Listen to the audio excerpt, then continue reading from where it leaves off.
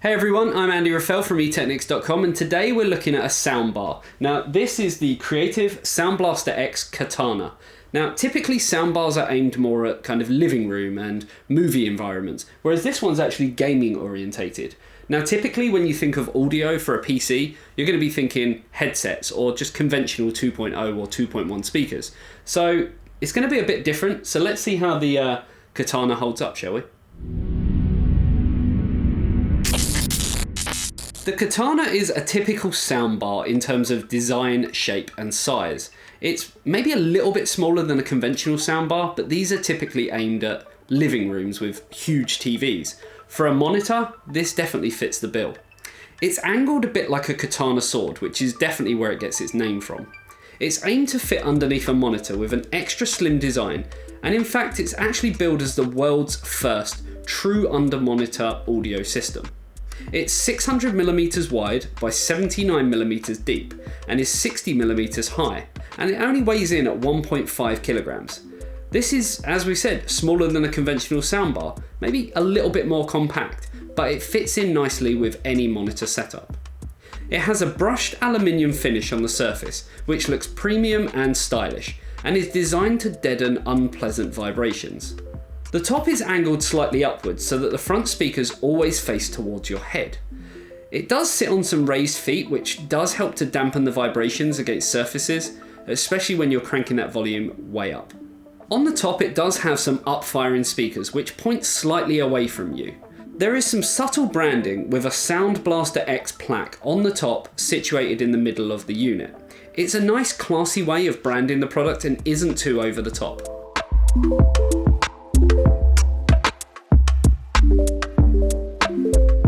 Button-wise, we have a power and Bluetooth button, volume down, volume up, source button, and an SPX button that cycles between preset audio profiles, and these include night, neutral, gaming, concert, and cinema. This changes both the audio profile and the LED lighting profile beneath. Talking about LED lighting, it features a series of 49 programmable LED lights, edge to edge, providing RGB downlighting underneath called Aurora Reactive. This looks very nice and it does create a nice effect as it bounces off any surface that may be underneath your soundbar.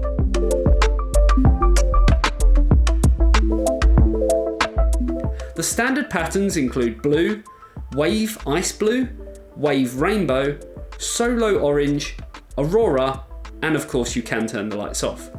There is a reactive mode where the lighting will respond to whatever audio you're playing, but I don't think this really stands out as much as it should, and the reaction is maybe a little too subtle.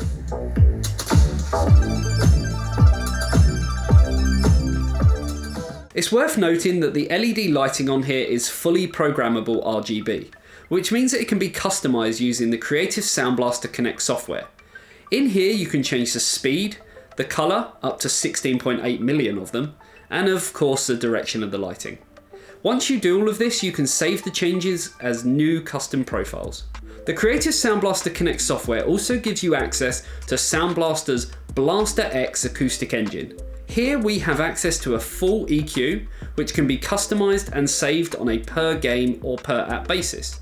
This is just awesome, and several game-specific profiles do come included with the software. Within the software, other features include immersion, crystallizer, smart volume, and dialogue plus. To give you a very quick rundown on what these do, basically immersion gives a virtual surround. It basically widens the audio field, depending on whether you're watching a movie, playing a game, or simply listening to music. You also have crystallizer. This brings out the clarity and makes things pin sharp to listen to. It also has smart volume and dialogue plus. These are separate controls, but I feel that they work together.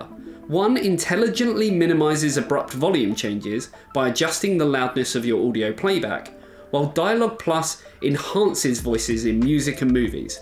So if you are listening to something with big explosions and then sort of really low down dialogue, it just kind of brings the levels in line with each other. Together, these can really give that immersive feel.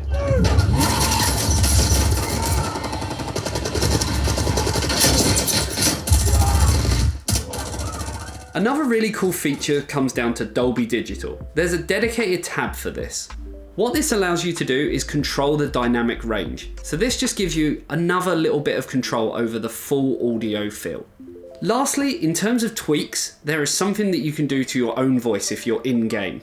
So firstly, you have noise reduction, and secondly, you have voice morphing. This can be quite a cool feature, but could also be quite funny as well. And again, there are many different presets for you to choose from that will simply change your voice. Looking around the back of the device, you can see that we have many different connections. There's a power port, subwoofer port, microphone in, headphones, auxiliary in, an SP-diff optical port, a USB flash drive port, and also a micro USB for connecting to a computer. You can also connect to any Bluetooth device such as a smartphone or a tablet. And to do this, it's really simple. You just hold down the power button to put your device into pairing mode. Now in pairing mode. And then utilize it as you would with any other Bluetooth device. So you go into your settings, look for your Bluetooth device, you'll see it there, and simply pair it. It couldn't be simpler.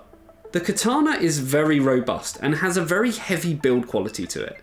It includes mesh grills which are solid and protect it from the likes of animals or children. We've all been there before. The speakers curl around the edge for an even wider sound field, and coupled with the software that we looked at, you can really get that immersive feeling.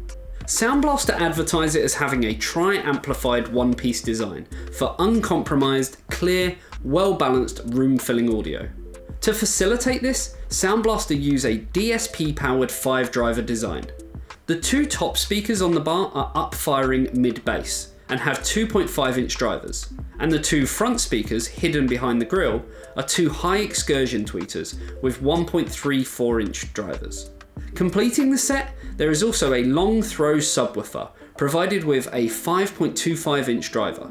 This is quite slim at 130mm wide, 299mm deep and 333mm high, weighing in at 4 kilos, and it's finished in a black wood for extra amplification. It does have rounded edges and it blends in quite nicely with the design of the bar. It includes subtle branding at the bottom and a single bass port.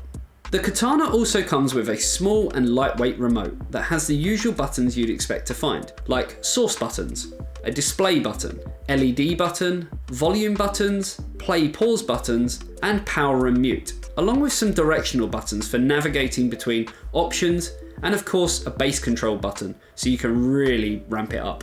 So now that we've talked about the aesthetics, I guess the thing that you want to know is it any good? Before we talk about the performance, let's talk about the specs. The main unit has 45 watts RMS power and a 90 watt peak. The subwoofer is 30 watts RMS with a 60 watt peak, meaning that the total RMS is 75 watts with a 150 watt peak. Pretty impressive for a soundbar that's going to sit under your monitor. It also has an integrated sound card and DAC, which means that the connectivity on it is going to be of the best quality. It operates at 24-bit and has 96 kHz digital audio and Dolby Digital decoding. It also features true-to-life 5.1 channel playback with clear dialogue.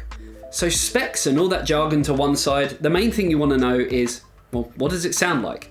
There's only one real way to find out, and that is to actually go into a store and see for yourself. But what we're going to try and convey is how it's going to come across to you. Of course, this will depend on what you're listening to this video on, but let's take a listen and see exactly what it's all about.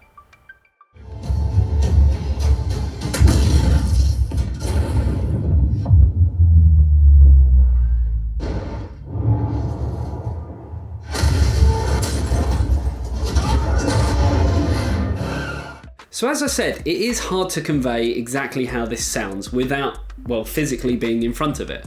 But in my personal opinion, it sounds absolutely amazing. There's clear, crisp highs, there's good level mids, and a bumping bass line, which I frankly love. And there's so many different customization options that you can really sort of adjust things to your own personal listening styles. At $279.99 in the UK, it's not actually that bad of a price, especially when you compare it against soundbars for your living room environment. So all we want to know really, guys, is would you buy it yourself? If you would, let us know in the comments section below. Hopefully you enjoyed the video and it's given you a rough idea as to what this is all about. And in my personal opinion, it would fit in anyone's gaming environment. Until next time, guys, you know what to do. I'll see you in the next one. See you later.